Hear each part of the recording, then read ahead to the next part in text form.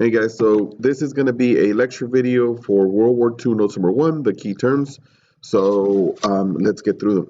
All right, so I'm going to open up the key terms. Here we go. We have World War II key terms and people, and we have 15 different key terms. So we're going to go through this as quickly as possible.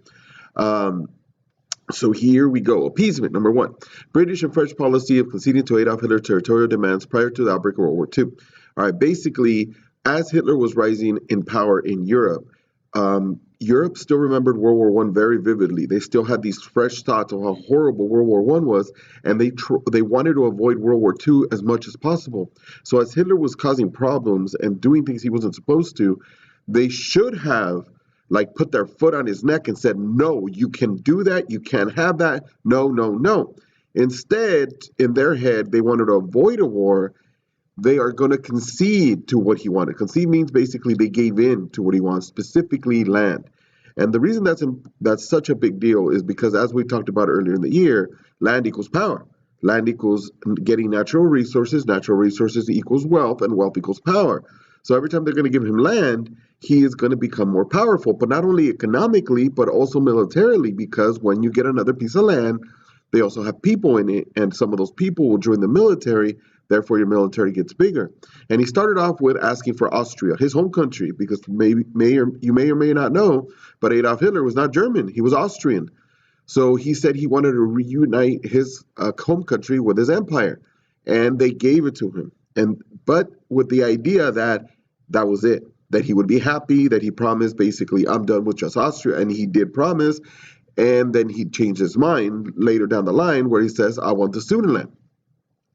So the Sudetenland, if we look at here, is the actual western part of Czechoslovakia. So here's Germany, here's Austria. They gave him Austria. They gave in to what he wanted. Now, this part of Czechoslovakia here used to be Germany. This was taken away by the end of World War One. So there's a ton of Germans living here.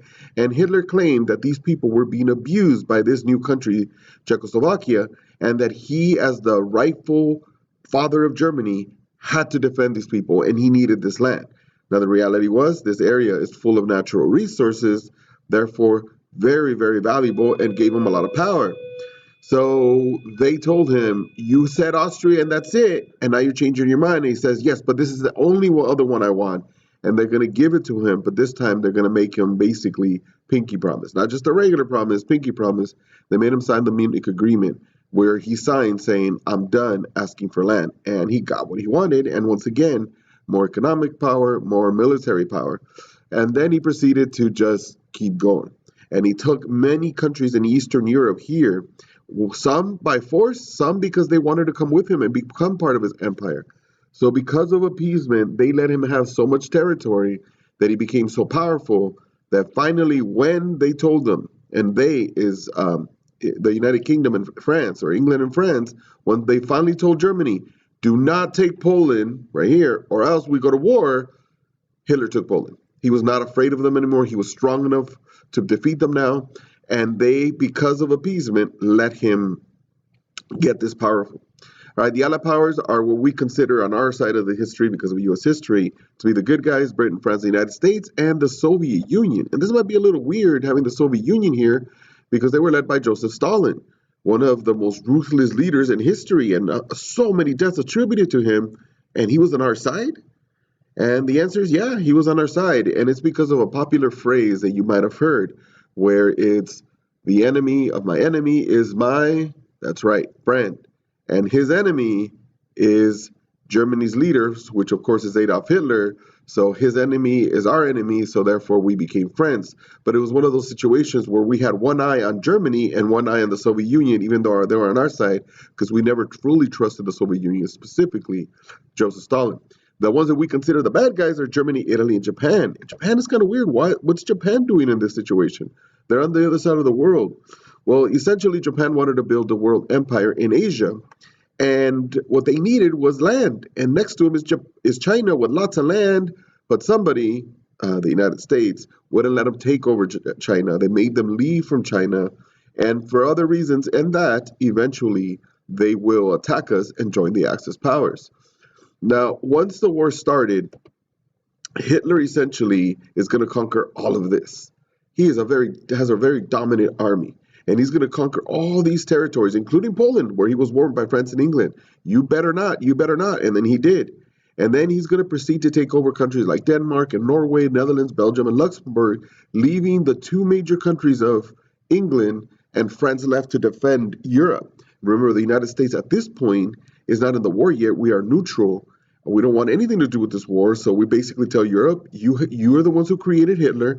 You guys are the ones who used appeasement. So go ahead and take care of him now. Well, as you can see, France goes down to Hitler. And we're going to talk about that. Why? How does an empire that has lasted for hundreds of years go down to Hitler? Which meant only Great Britain was left to defend Europe. And for Hitler, if he was going to invade Great Britain, he had a problem. And the problem was the English Channel, water. That if he was going to send his military from here to here, they were going to have to invade through the beaches of England. And that meant you're running with full uniform on the beaches trying to get onto the beach from the water. You're running essentially like in slow motion, and they're going to be waiting for you, and the bullets aren't flying in slow motion, so it was going to be a massacre. So for Adolf Hitler, his attitude was, I'm not doing that. Instead, in the Battle of Britain, he's going to bomb them for 6 straight months, basically destroying cities and scaring the hell out of people every single night when sirens would go off, and they would have to go underground in order to avoid basically being killed, and then come out the next day and see the destruction of the bombs. Hitler's attitude was, I'm going to bomb you until you fall on your knees and you quit, until you surrender, until you beg me to surrender. And that's what was happening when Hitler makes the biggest mistake of all. And that leads us to our next one, the Battle of Stalingrad. And as you can see, it has the word Stalin because he is going to attack the Soviet Union in a brutal 5-month battle. This is the bloodiest battle in history because it resulted, one battle, in 2 million deaths. That is a lot of people who die in one battle. And we'll break this number down when we get into the notes with it. But 2 million people, and as you can see, he will get very deep into the Soviet Union when he launches his attack. Now you see, Great Britain is still green. And the reason is because he did not finish them off. He had them. He was close, but they kept fighting. So he decided to, since they were pretty much destroyed, I'm going to leave you and I'm going to go attack the Soviet Union. And here's the city of Stalingrad, where he invades with Operation Barbarossa. Operation Barbarossa is the name of the attack. And there's the capital, Moscow and Stalingrad. So they went super deep into the Soviet Union. And in this battle, it's going to be one of those battles where 2 million people are going to die, primarily because both sides are desperate. Desperate, why? Because of one thing, winter. Winter is coming. The Soviets who live in the Soviet Union, they know how horrible winters are in the Soviet Union. So they're just stalling and surviving while the Germans are attacking and then hoping that the winter will come in and wipe the Germans out. The Germans know the winter is coming and that it's horrible, so they're desperate to win before the winter gets there. So that's why it results in 2 million deaths. Ultimately, the Germans do not win. The Germans do not win, and the winter hits, and the winter will wipe out the Germans. And the Germans, as you can see here, will have to, once again, retreat back toward Germany. So, this one shows it better.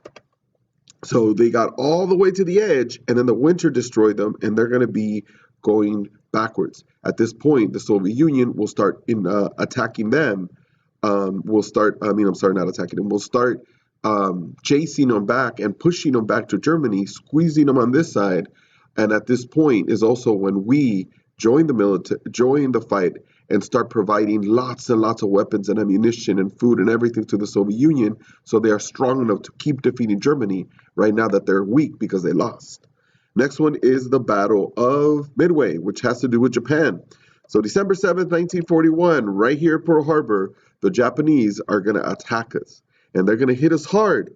And their attitude was that here at Pearl Harbor is the Pacific Fleet, the Navy ships that are responsible for providing protection for the Pacific, including providing protection for China when Japan had tried to invade them previously, and we made Japan get out. So they attack us thinking if we destroy the Pacific Fleet, then they could go back to Asia and do what they want. And that's exactly what's going to happen. They will attack at Pearl Harbor, December 7, 1941. Now, their goal was to knock us out. What they did was knock us down. And we'll talk about what that means in a minute. But they then proceed to go back to Asia with nobody in their way, join the Axis powers with Germany and Italy, and they conquer everything here in Asia. Then they go on to their next step of the plan, which is island hopping, where essentially they conquer one island after another, going across the Pacific, and they're coming back to Hawaii because their next part of their plan was to invade Hawaii, not just attack it and leave like they did Pearl Harbor, but actually conquer it, make Hawaii theirs, because the last part of their plan was to attack the western part of the U.S., which would have meant bringing fighting and bombing and destruction to LA, to San Francisco, to Seattle, our country here. But, like I said, they knocked us down at Pearl Harbor, not out. And they did get to go back to Asia and do what they wanted. They did island hopping, but on their way to conquer Hawaii, which again was the next part of their plan, we stand back up and we have a massive battle right here at the Battle of Midway, and we will defeat them. And it will be a huge victory for the U.S., primarily because they lose 4 aircraft carriers. And we'll talk about why aircraft carriers were such a big deal back then. So they lose 4 aircraft carriers in one battle, and from this point forward, they don't win again, essentially. Everything had gone their way up to the Battle of Midway, and now we will start defeating them and pushing them back all the way back to Japan. All right, so next key term is D-Day. Well, back to Europe. Here in Europe, we need to get France back because, as we were looking at this one, the Soviet Union, after the Germans defeated by the winter, were moving this way, and they were kind of squeezing Germany this way. Well, if we want to squeeze Germany, we need to squeeze from both sides. The problem is France is under German control. So in order for us to squeeze from this side, we have to get France back. Now, here in England, south of England, there is a massive allied army made up of Great Britain, some French, Americans are in the war now, Canadians, Mexicans, Australians, they all have it here. The problem is they don't need it here, they need it here. So in order to get this army here, they have to basically open a door into France. And that's going to be the attack of D-Day, landing on the beaches of Normandy when the Germans are waiting for them. And this is essentially going to be a massacre that they needed to do. It wasn't like D-Day, everything went wrong and they invaded the beaches in the wrong place and they weren't ready. The landing on the beaches, like I mentioned before, in slow motion, because they're running in deep water with full backpacks and full machine guns and helmets and everything, made you look like you were running super slow, will be a massacre, but it needed to be done. June 6, 1944, we hit it here and we win. And we open the door, and then the massive military is able to go here. And from here, we start conquering this chunk of France and eventually Western France. And now we're squeezing from here back to Germany and squeezing Germany back to Germany. So now Germany is caught by the Soviets on this side and the Allies on this side. And now it's just starting to squeeze and squeeze until they're surrendered. The next one is the Wannsee Conference. Well, a big part of World War II is the Holocaust, as many of you have heard. The Holocaust is unfortunately where 9 to 11 million people were killed by the Nazis because they wanted to purify the white Aryan race. And we'll discuss what that means later on. But essentially, they wanted to get only perfect white people. And the way they were killing people to begin with was to take them, arrest them, take them to the outskirts of a city and essentially dig a big grave and shoot them. But unfortunately for them, their attitude was, it's not fast enough. We need to kill more. It's too expensive for the bullets. It's too hard to see these people in their face and kill them. So they actually had a conference where they had to come up with a better solution, the final solution for their Jewish question. What's their Jewish question? How do we kill Jewish people faster? And this, unfortunately, at this conference, they actually had a meeting about this. They came up with the incinerators or the gas chambers and then the incinerators. Put them in the gas chambers, let the gas kill them, put their dead bodies in the incinerator and burn the body. This, unfortunately, is going to lead to the millions and millions of people being killed at a much faster rate. Manhattan Project. The U.S., is going to have a secret program to develop the atomic bomb. And eventually we will succeed in building 2 bombs. And we will drop those 2 bombs on Hiroshima and Nagasaki in Japan to try to end the war with Japan. This was also a little bit of a payback for them attacking us at Pearl Harbor. So the Manhattan Project is simply the project they came up with the 2 bombs that we will eventually drop. Now, 10 through 15, they're all names of leaders of World War II that you need to know, like Winston Churchill, the leader of England. When England was being destroyed by all those bombs that we've talked about previously, he's the one who led the fight of survive, survive. He told people, we know how much it hurts. We know how difficult this is, but we're the last ones. We can't surrender to Hitler. So we have to survive. Keep calm and carry on. You got to stay as calm as you can. It's dangerous. It's scary, but we got to carry on. We got to keep going because there's nobody there. At this point, the United States has not been in the war yet, so they were the last ones. Adolf Hitler, you should know from history and for what I've talked about in these key terms, he is the leader and Führer of Germany. Führer means the father of Germany, and this is where he basically became the dictator of Germany, and the Constitution of Germany was ripped up, and he was the Constitution from that point forward. Benito Mussolini was a fascist prime minister of Italy. This is the reason why Italy is associated with Hitler.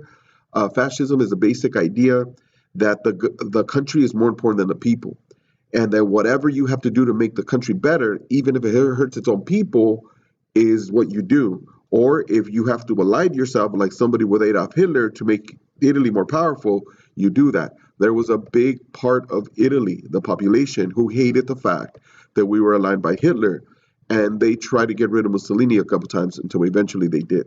Franklin Delano Roosevelt, you should know him. He was the president we talked about a lot in the Great Depression, and he will be the leader of the United States in the World War II for the first 5 years or so. The problem, and unfortunately, is that he will die in the White House in 1945. So the leader that we've known for the last 12 years as president took us through all of the Great Depression and the majority of World War II, but we're going to need another president to finish it off. Joseph Stalin, the leader of the Soviet Union, who will be an ally during World War II, but basically become an enemy right after, and even some argue right at the end of World War II. Joseph Stalin, leader of the Soviet Union. And as I mentioned, we need a new president, and that will be Harry S. Truman, who will succeed FDR. He was the vice president when FDR died in the White House, and therefore he becomes the president to end the war. And he is going to be most well known for making the decision of dropping the two nuclear bombs, the atomic bombs, on Hiroshima and Nagasaki. And we will have a debate later on was Harry S. Truman justified in dropping these two bombs, and this will be part of your World War II website. All right, thank you guys.